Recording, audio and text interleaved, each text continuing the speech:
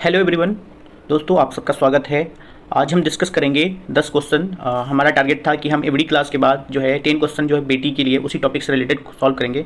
तो हमने अब तक दो क्लासेस कर चुके हैं। तो हमारा 2 क्लासेस हुआ है। पहला हुआ है जो इंट्रोडक्शन पे था, एंड जो सेकेंड क्लासेस था तो वो एक्चुअली वो पहला क्लास आप उसको समझिए, क्योंकि उसमें हमने चीज़ों को अच्छे से पढ़ा था। जैसा कि स्टार्ट किया था टॉपिक वहाँ से, तो war of succession and decline of Mughal empire को बात किया था, जो लेक्चर सेकंड था। एंड जो है थर्ड लेक्चर आ चुका है एंड हम उसको डिस्कस कर चुके हैं, जिसमें regional rise of regional states को डिस्कस किया था, अच्छे से हमने पढ़ा था। अगर आपने नहीं देखा है तो इन लेक्चर्स को जरूर देखिए। और जो है इसके बाद जो 10-10 क्वेश्चन जो सॉल्व कराए जाते हैं तो आप उनको जरूर सॉल्व करेंगे, जिससे जो है आपका जो प्रैक्टिस है वो बढ़ेगा। और जो हम पढ़ते हैं, ऐसा नहीं है कि हर बार वो ही आ जाए क्वेश्चन एग्जाम में और टेस्ट ना ही टेस्ट में, तो वो बहुत डिफरेंट रहता है। आपको क्वेश्चन फेस करना, प्रैक्टिस करना बहुत ज़रूरी है। तो आपको जो है 10-10 क्वेश्चन के सेट लगाना बहुत ज़रूरी है। तो चलिए हम आगे बढ़ते हैं आज का क्वेश्चन पे, जो कि अब तक के जो टॉपिक हो चुके हैं, जैसा कि war of succession and decline of Mughal empire था, तो फिर वहाँ पे जो वार ऑफ सक्सेशन हुए थे, है ना, और बाकी regional rise of regional states थे। तो यहाँ पे जो लिटर मुगल्स थे उनमें क्या क्या चीज़ें था, तो उनसे रिलेटेड ही ये सारे क्वेश्चन हैं। तो चलिए आगे बढ़ते हैं। तो पहला क्वेश्चन है हमारा। तो सबसे पहले ये बात बता देते हैं कि आपको अगर इसके जो है क्वेश्चंस के पीडीएफ चाहिए है या फिर इसके सॉल्यूशन के पीडीएफ चाहिए, तो आपको टेलीग्राम का लिंक दे दिया जाएगा डिस्क्रिप्शन के नीचे। तो वहाँ पे जाके टेलीग्राम चैनल को ज्वाइन कर लीजिए और जो है वहाँ पे आप जाके इसको टेस्ट लगा सकते हैं अपने तरीके से। तो चलिए स्टार्ट करते हैं। पहला क्वेश्चन है हमारा, कह रहा है कि कुछ रीजनल किंगडम के नाम दिए गए हैं और उसके फाउंडर का नाम जो है वो मिला हुआ है। तो अवध को हमने पढ़ा था कि उसको किसने इस्टेब्लिश किया था, कि बुरहानुल मुल्क थे, जिसको सादत खान भी कहा जाता था। तो बुरहानुल मुल्क सादत खान जो था वो अवध का इस्टेब्लिश किया था। और ये निजामुल मुल्क दिया हुआ है, ये गलत है। निजामुल मुल्क जो है वो हैदराबाद उसका फाउंडर किया था। और जो है हैदराबाद जो है वो सादत खान के दौरान ही जो है हैदराबाद निजामुल मुल्क के द्वारा फाउंड किया गया था। ये दोनों गलत हो गए। तो बंगाल जो फाउंड हुआ था वो था मुर्शिद कुली खान के द्वारा। तो हमारा सिर्फ दो ऑप्शन सही है, बाकी इसका जो है उल्टा कर दिया है। 1 का 3 हो जाएगा, ये सादत खान हो जाएगा, अवध का हो जाएगा सादत खान, या फिर बुरहानुल मुल्क उसी को कहते हैं। एंड थर्ड में जो है हैदराबाद, उसका हो जाएगा निजामुल मुल्क। तो यहाँ पे हम देखेंगे कि जो है 1 और तीसरा गलत है, तो 2 सही है। तो हमारा ऑप्शन बी हो जाएगा। तो नेक्स्ट क्वेश्चन है हमारा सेकेंड क्वेश्चन, कि which of the following statement is are related to the socio economic condition in India during 18th century. तो हमने 18th सेंचुरी में देखा था कि कैसे एजुकेशन, कैसे जो है ट्रेड और बाकी चीज़ें जो है कैसे फ्लोरिश हो रहा है, और बाकी चीज़ें कैसे जो है इंडिया में सोशल कंडीशंस हैं। तो उन चीज़ों में देखा था कि जो है चतुष्फतिस एंड मकतब जो था, ये एक लर्निंग सेंटर हुआ करता था। जो है चतुष्फतिस जो था वो और ये मकतब, ये लर्निंग सेंटर हुआ करता था। मकतब मुसलमानों के लिए और चतुष्फतिस जो है हिंदुओं के लिए। तो ये हमने देखा था। एंड जो है ये सही है फर्स्ट वाला। एंड सेकेंड कहता है कि sati child marriage ceased to exist, मतलब ये कह रहा है कि सती एंड चाइल्ड मैरिज जो है वहाँ पे नहीं देखने के लिए मिलता है। तो चाइल्ड मैरिज तो अभी भी देखने के लिए मिलता है, अभी हम जो मॉडर्न टाइम में जी रहे हैं तब भी। लेकिन ये गलत हो गया, क्योंकि सती भी देखने के लिए मिलता है। वो जितनी भी जो वुमेंस के अगेंस्ट चीज़ें डेरोगेटिव प्रैक्टिसेस अगर किया जा सकते थे तो वो सारे होते थे 18th सेंचुरी में। तो दूसरा वाला गलत हो गया। एंड जो है तीसरा पढ़ते हैं, gold Musk and woollen cloth imported from Tibet. तो हमारा ये जो है तीसरे वाले में हम उतने श्योर नहीं है, एक बार ऑप्शन के हिसाब से चले।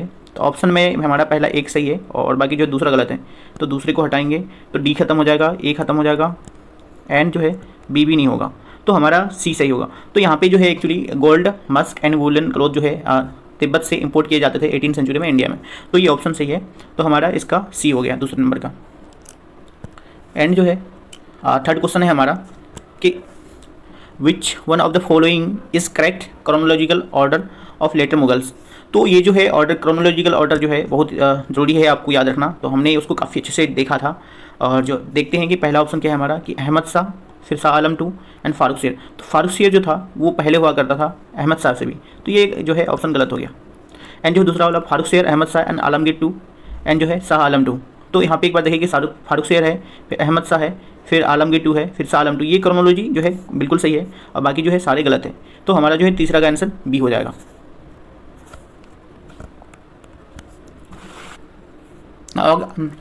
तो चलिए आगे बढ़ते हैं चौथे नंबर क्वेश्चन पे, जो है कि who among the following enhanced the power and prestige of Maratha empire by defeating Nizam of Hyderabad and Rajput governor of Malwa and the governor of Gujarat. तो यहाँ पे एक चीज़ जो है, ये हम जब मराठा एम्पायर पढ़ेंगे तो उसमें जो है पेशवा होते हैं। तो बालाजी विश्वनाथ जो है वो पहला पेशवा होते हैं, फिर उसके बाद आते हैं बाजीराव वन वही है जो बाजीराव मस्तानी है, जो हम मस्तानी मूवी देखे थे, बाजीराव मस्तानी। फिर उसके बाद आते हैं बालाजी बाजीराव तो ये सबको देखेंगे हम वहाँ पे। तो यहाँ पे जो है कह रहा है कि मराठा की प्रेस्टीज को कौन बढ़ाया, जो निजाम को हरा के और मालवा और जो गुजरात को जो हरा के। तो जो है ये बालाजी बाजीराव विश्वनाथ पहले पेशवा थे, उसके बेटा था जो है बाजीराव फर्स्ट। तो जो है बाजीराव फर्स्ट जो है ये बहुत ही बड़ा प्रोमिनेंट जो है कमांडर, और आप कहिए कि उसको जो है मिलिट्री कमांडर थे, जिसने 41 बैटल लगभग लड़ा था और सारे जीते थे। तो उसने जो है अपनी लाइफ में कभी हार नहीं देखा। तो जितने भी वार लड़े इसने सब जीते। तो ये मराठा को भी हराया और मालवा गुजरात इन सबको हराया। बाकी जो है सिंधिया वगैरह है उनके साथ मिलकर के जो है वेस्टर्न वाला पार्ट को भी जीता था। तो जो है इसका आंसर हो जाएगा बाजीराव 1। अब चलते हैं 5th नंबर क्वेश्चन जो है विच of the following is incorrect with reference of Nadir Shah invasion in India. तो इंडिया में जो है नादिर शाह आया था। नादिर शाह कहाँ का था? पर्सिया का था। और यही नादिर शाह था जो पीकॉक थ्रोन ऑफ शाहजहाँ और जो है कोहिनूर को लेके गया था। तो अब देखते हैं कि इससे रिलेटेड क्या पूछा गया है। कह रहा है कि इनकरेक्ट ऑप्शन चूज करना है। His entry in the north west India was made by strong opposition by the combined force of Rajput and Mughals. ऐसा कुछ था ही नहीं जब वो आया था 17th सेंचुरी के आसपास, 18th सेंचुरी के स्टार्टिंग में। तो वहाँ पे जो है कोई रेजिस्टेंस नहीं था और ना ही ये लोग उतने से उसको रजिस्ट किए थे। तो ऐसा कुछ नहीं था, पहला ऑप्शन गलत हो गया। एंड जो है सेकंड कहता है हमारा the empire Mohammad Shah was taken prisoner by the forces of Nadir Shah. हाँ, दिल्ली को कनकर कर लिया था और जो है यहाँ के जो एम्पायर है मोहम्मद शाह को जो है बंदी बना लिया था। तो सही है। A large scale massacre of citizen of imperial capital कौन है सिटीजन का? मुगल का कैपिटल था दिल्ली। तो वहाँ पे नादिर शाह के द्वारा बहुत ज़्यादा प्लेंडर्ड हुआ, मैसेकर्स हुए और बहुत सारे ट्रेवल घटनाएं देखने के लिए मिली। तो ये जो है सी नंबर भी सही है। एंड जो डी नंबर है the Mughal empire was compelled to cede to him all the provinces of the empire west of Indus. तो इंडस रिवर ये है मान लो, तो इधर है वेस्ट और इधर है ईस्ट। तो इधर की जितनी भी मुगल एम्पायर की टेरिटरी थी तो वो जो है अब किसको देना था? नादिर शाह को देना है। तो ये भी बात सही है। तो मतलब बी सी डी सही है और गलत कौन सा है? 5 का ए नंबर गलत है। तो हमारा ऑप्शन ए हो जाएगा क्योंकि इनकरेक्ट पूछा उसने। एंड 6 नंबर कह रहा है वो consider the following statement with reference to the role of Sayyid brothers. तो इंडियन हिस्ट्री में जो है जो मॉडर्न इंडियन हिस्ट्री में कहा जाता है सैयद ब्रदर्स को क्या कहा जाता है? किंग मेकर कहा जाता है। तो ये बहुत सारे जो मुगल एम्पायर जो है उसको बैठाते हैं फिर हटाते हैं, बाद में फिर जो है मोहम्मद शाह उसको मार देते हैं। तो ये सारा रहता है मुगल जो सैयद ब्रदर्स के साथ। तो देख लेते कि उसमें क्या चीज़ें है कि पहला वाला ऑप्शन जो है statement the wielded significant authority under the reign of Mughal empire Jahangir Shah. और दूसरा कहता है the abolish jizya and pilgrimage tax from the number of places. तो ये जो दूसरा वाला ऑप्शन सही है क्योंकि जजिया जो पिलग्रिमेज टैक्स जो है वो ख़त्म कर दिया था। इसने क्या किया था कि जहांगीर शाह को हटा के जो है फारुखशेर को बैठाया था और फारुखशेर के आते ही पिलग्रिमेज टैक्स ये सारी चीज़ें खत्म हो गए थे। तो दूसरा वाला तो सही है। एंड कह रहा है कि they were constantly at conflict with the several Jats and जो है मराठा। इन सब के साथ जो है ये लोग काफ़ी कॉन्फ्लिक्ट में थे जाट्स और मराठा के साथ। तो दूसरा और तीसरा सही है। तो इसमें जो है हमारा 2 और 3 दोनों सही है। और ऑप्शन देख लेते हैं कि यहाँ पे कोई भी ऑप्शन ऐसा नहीं है। तो जो है 6 नंबर का जो ऑप्शन हो जाएगा हमारा जो आंसर होगा वो आप ई नंबर में लिख लीजिए कि 2 और 3 दोनों सही है। तो 2 भी सही है, 3 भी सही है और जो पहला वाला जो है वो सिर्फ गलत है। तो हम चलते हैं नेक्स्ट क्वेश्चन पे। With reference to the treaty of Purandar 1765 में ट्रीटी ऑफ पुरंदर होता है। तो वो कहता है कि उसके रिस्पेक्ट में क्या है। तो ये जो मराठा जब हम पढ़ेंगे तो वहाँ से इसको अच्छे से पढ़ लेंगे। तो फिर भी एक बार देख लेते हैं कि कहता है कि it was sign between the Shaista Khan of Deccan and the Maratha. And दूसरा वाला कहता है कि according to the treaty Shivaji had to accept suzerainty. तो सुजरेनिटी जो का जो है वहाँ पे ट्रीटी में कोई बात नहीं है। ये कह रहा था कि जो है औरंगजेब जो है अब से जो है शिवाजी को एक लेजिटिमेट रूलर मान लेगा, लेकिन वहाँ पे सुजरेनिटी वगैरह यहाँ पे कुछ डील नहीं हुआ था। और जो है ट्रीटी ऑफ पुरंदर को जो इनिशिएट किया था तो शिवाजी और जो राजा जयसिंह थे, औरंगजेब के बिहाफ पे राजा जयसिंह और मराठा के बिहाफ पे जो थे शिवाजी, तो उनके बीच में हुआ। तो ये शाइस्ता खान नहीं था। तो दोनों ही ऑप्शन गलत हो गया हमारा। तो डी नंबर ऑप्शन हो जाएगा इसका। एंड चलते हैं हम कि 8 नंबर क्वेश्चन है the staple commodity of export by the English East India company from the Bengal in the middle 18th century. मतलब 1750 के आसपास जो है बंगाल से जो है स्टेपल फूड खाने वाला या फिर इस टाइप की चीज़ें जो है कौन सा जो है एक्सपोर्ट किया जा रहा है इंग्लिश के द्वारा। तो यहाँ पे जो है इस क्वेश्चन को समझने के लिए ये ध्यान लगाइए कि बंगाल में सबसे पहले क्या क्या चीज़ों के प्रोडक्शन हो रहा था उस समय। तो बंगाल में हम जानते हैं कि कॉटन वगैरह होता है, सिल्क होता है। एंड जो है सॉल्टपीटर और जो ओपियम है वहाँ पे बंगाल बिहार वाले रीजन में काफ़ी प्रोमिनेंट तरीके से मिलता था।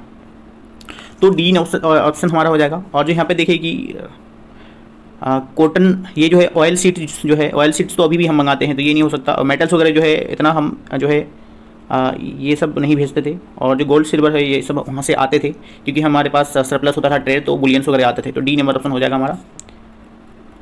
एंड जो है 9 number question, consider the following statement about Sawai Jai Singh.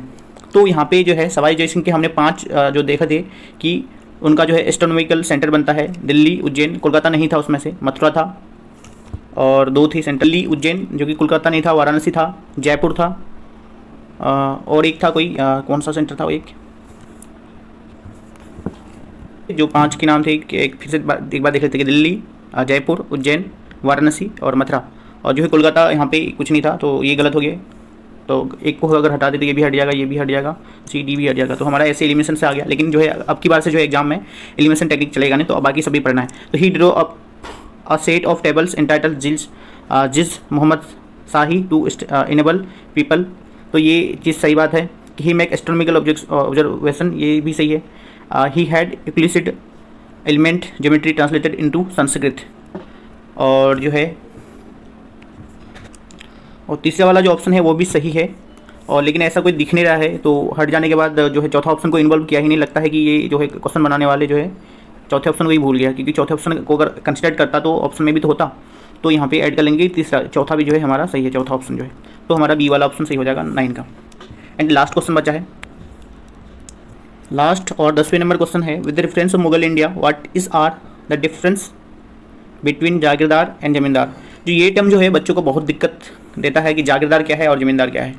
तो हमने उसमें देखा था कि जागीरदार वो लोग होते थे जो ऑफिशियल्स होते थे, जिसको कैश सैलरी नहीं दे करके जो है लैंड्स दे देते थे और बोलते थे कि आप इसमें से अपना जो है आपका पेमेंट इसी से ये होगा, लैंड ग्रांट से होगा। तो जागीरदार्स को एज ए अपनी सैलरी वगैरह के टर्म पे क्या मिलता था, लैंड ग्रांट्स मिलते थे। तो जागीरदार मिलते थे। और लेकिन जो है वो उसको जो लैंड ग्रांट्स वगैरह मिलते थे तो वो हेरिडिटरी नहीं रहता था, वो अपने बच्चों को नहीं दे सकते थे जागीरदार। लेकिन ज़मींदार क्या होता था कि बड़े जो लैंडलॉर्ड्स होते थे, जिनके पास जो बहुत ज़्यादा ज़मीन होती थी, वो ज़मींदार होते थे। और इनका जो है यहाँ पे रेवेन्यू वसूल करना है, पैसे वगैरह वसूल करना है ज़मींदार का, उसको जो ज़मीन, उसके पास जो भी ज़मीन है, लैंड्स वगैरह है, जो एरिया है। और इसमें इसको जो है रूल्स रेगुलेशन, बाकी जो है एडमिनिस्ट्रेशन, वो सब चीज़ भी देखना है। और ज़मींदार के पास जो भी लैंड होते थे और वो क्या होता था, हेरिडिटरी होता था। तो हम चलते हैं कि इसके ऑप्शंस के हिसाब से देख लेते हैं कि while zamindars held income rights with no obligation beyond tax collection. तो देखो बियॉन्ड टैक्स कलेक्शन के बाद भी था, जमींदार के पास था, लेकिन जागीरदार के पास नहीं था। तो jagirdar held land assignments in place of performing judicial and police task. जो है जुडिशियल और पुलिस टास्क इसके जागीरदार के पास नहीं होता था, वो जमींदार के पास होता था। तो पहला वाला ऑप्शन हमारा गलत हो गया। तो चलते हैं कि सेकंड पे, while zamindars revenue rights were not inherited. Zamindar के जो राइट है वो क्या है, इनहेरिटेड के बाद कह रहा है कि नहीं है। एंड जो jagirdars lands in assignments were inherited, ये टोटली उल्टा कह रहा है कि जमींदार का जो है वो इनहेरिटेड होता था, ठीक है, और जो है जागीरदार का वो इनहेरिटेड नहीं होता था। तो यहाँ पे जो है दोनों जो है ऑप्शन हमारा गलत हो गया। तो इसका जो है डी नंबर ऑप्शन हो जाएगा। तो आपने देखा कि हमने 10 क्वेश्चंस देखे, और आप ज़रूर बताइए कि आपके कितने सही हुए। और जो है साथ में जो क्लासेस चल रहे हैं उनको जरूर देखा कीजिए, आपके लिए काफ़ी हेल्पफुल रहेगा। और दोस्तों को भी शेयर किया कीजिए। और चलिए, जय हिंद।